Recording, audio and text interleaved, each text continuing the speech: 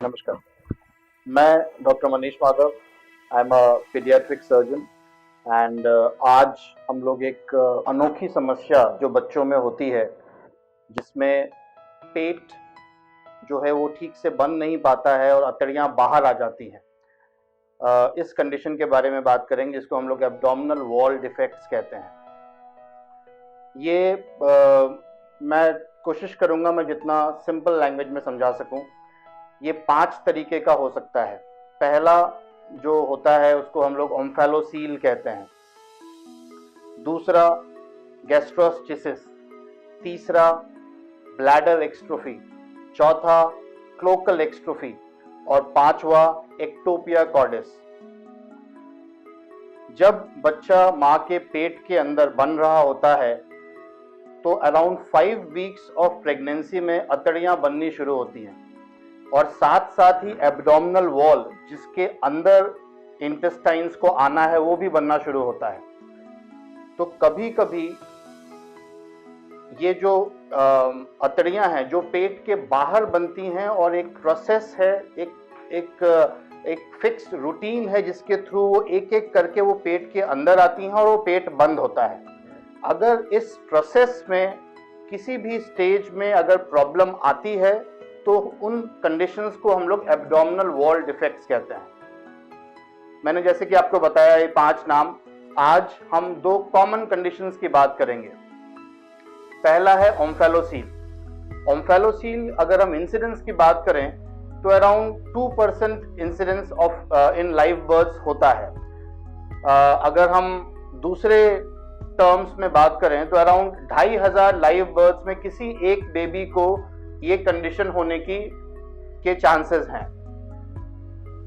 इसमें होता यह है कि अतड़ियां जो हैं वो पेट के बाहर रहती हैं, पेट के अंदर नहीं रहती हैं, लेकिन उसके ऊपर एक कवरिंग रहता है जिसको हम लोग एमनियोटिक शीथ कहते हैं।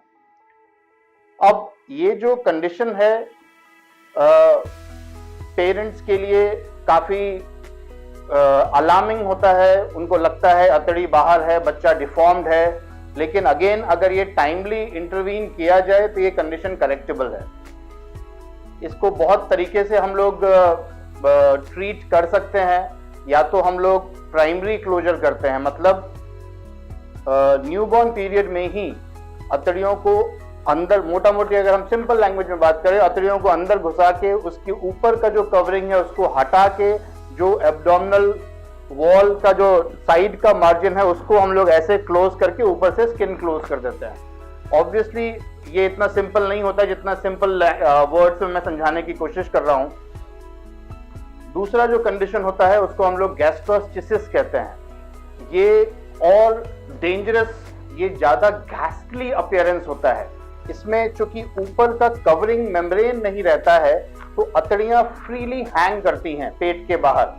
अतड़ियां कभी कभी लिवर का पार्ट, स्प्लीन का पार्ट, ये सारी पार्टें पेट के बाहर होती हैं। अब अगर हम इस कंडीशन के ट्रीटमेंट की बेसिक प्रॉब्लम की बात करें तो ये है, एक बॉटल है, उसके अंदर फिक्स जगह है। अगर हम कुछ एक्स्ट्रा सामान को उसके अंदर डालेंगे तो वो बॉटल में जगह नहीं है, या एक प्लास्टिक का बैग उसमें हम अगर ठूसने की कोशिश करेंगे तो उस बैग में प्रेशर बढ़ेगा। वो जो, अब अगर हम इस बच्चे की बात करें, ये अतड़ियां चूंकि पेट के बाहर हैं और उसको पेट के अंदर हम घुसा रहे हैं। चूंकि अतड़ियां कभी पेट के अंदर रही ही नहीं है, इसलिए उन अतड़ियों की पेट के अंदर जगह नहीं होती है।